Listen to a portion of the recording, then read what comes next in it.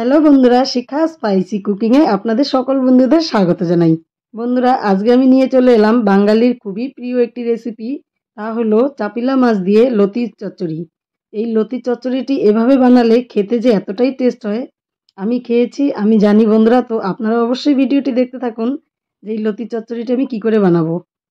সঙ্গে থাকুন, একটা লাইক দিয়ে অবশ্যই ভিডিওটি দেখতে থাকুন। বন্ধুরা, এই রেসিপিটি বানানোর জন্য উনুনে একটা কড়াই গরম করে তাতে তেলও গরম করে নিয়েছি। এবার আমি রেসিপিটা বানাবো। তো রেসিপি বানানোর জন্য এখানে দেখুন আমি নিয়েছি পেঁয়াজ আর রসুন কুচিয়ে। এটা এখন গরম তেলে ছেড়ে দেব।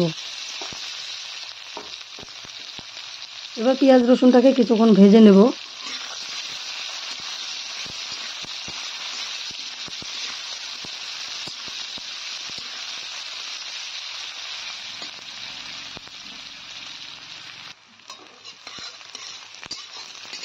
তো নেড়ে চেড়ে পেঁয়াজটা কিছুক্ষণ ভেজে নিলাম। এই পেঁয়াজটাকে আমি আর বেশিক্ষণ ভাজবো না, মানে লাল লাল করে ভাজার প্রয়োজন নেই। এই রেসিপিটি বানাতে এভাবেই পেঁয়াজটা দিলে হবে। আর এখানে দেখুন লতিগুলো কেটে ধুয়ে রেখেছি। তো লতিটা 1 ঘন্টা আগে আমি কেটে রেখেছি, যার ফলে মানে সাইডগুলো একটু লালচে লালচে হয়ে গেছে। তো কোনো ব্যাপার না। লতিটা এখন দিয়ে দিলাম পেঁয়াজের সঙ্গে। এবার লতিটাকে কিছুক্ষণ ভেজে নেব।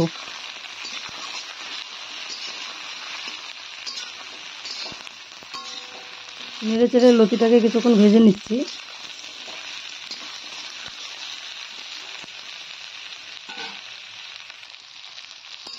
তো লতিটা আমার 5 থেকে 6 মিনিট ভাজা হয়ে গেছে। এবার এর সঙ্গে আমি মশলা দিব।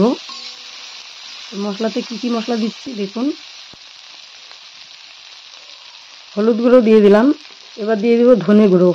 এই রেসিপিতে আমি জিরা গুঁড়োটা ব্যবহার করছি না, এখানে ধনে গুঁড়োটা দিলে এই রেসিপির টেস্টটা দ্বিগুণ বেড়ে যায়। তো ধনে গুঁড়ো দিয়ে দিলাম। এখানে আমি পাটাতে পিষে নিয়েছি সর্ষে আর কাঁচা লঙ্কা। তো সর্ষে আর কাঁচা লঙ্কাটা দিয়ে দিলাম। এবার মশলাটাকে দিয়ে লতিগুলোকে কিছুক্ষণ কষিয়ে নিতে হবে।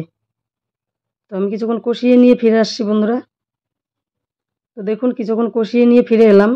মোটামুটি সর্ষে বাটাটা দেওয়ার পর আমি আরও 5 মিনিটের মতো কষিয়ে নিয়েছি। বন্ধুরা, আমি আগে এই লতিটা রান্না করেছি, খেতে একটু মিষ্টি মিষ্টি হয়। তো যার ফলে আমি চিনি দিব না। আপনারা চাইলে এখানে সামান্য পরিমাণ চিনি দিবেন, তাতেও টেস্ট হবে।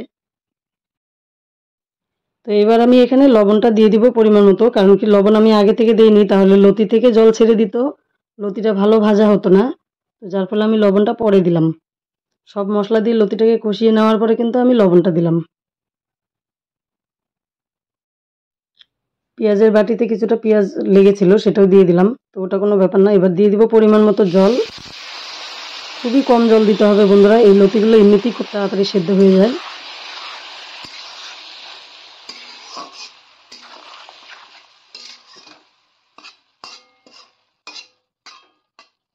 জল দিয়ে নেড়ে চেড়ে দিলাম। এবার এখানে মাছগুলো দিয়ে দিব। তো আমি চাপিলা মাছগুলো আগে থেকে পরিষ্কার করে ধুয়ে ভেজে রেখে দিয়েছি, কারণ কি ভাজাটা আজকে দেখালাম না।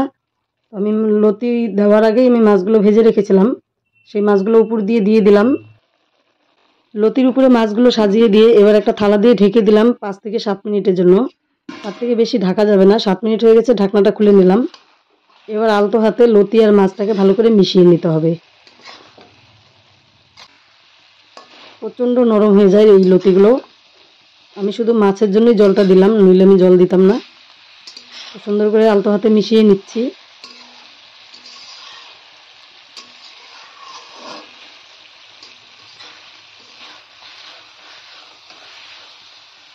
দেখুন ঝোল নেই কিন্তু নিচে, যতটুকু আছে তেল আছে।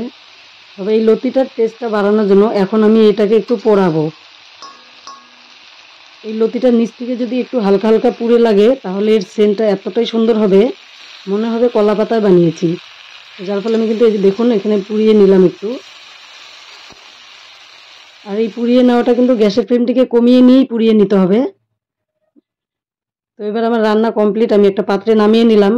এই লতির রেসিপিটি দেখে আপনাদের কেমন লাগলো বন্ধুরা? এই চাপলা মাছ দিয়ে লতির রেসিপিটি দেখে যদি আপনাদের ভালো লেগে থাকে, তাহলে ভিডিওটি বন্ধুদের সঙ্গে শেয়ার করবেন। আর আপনারাও মাঝে মাঝে বানিয়ে খাবেন। আমার এই সম্পূর্ণ ভিডিওটি দেখার জন্য আমার সকল বন্ধুদেরকে অসংখ্য ধন্যবাদ।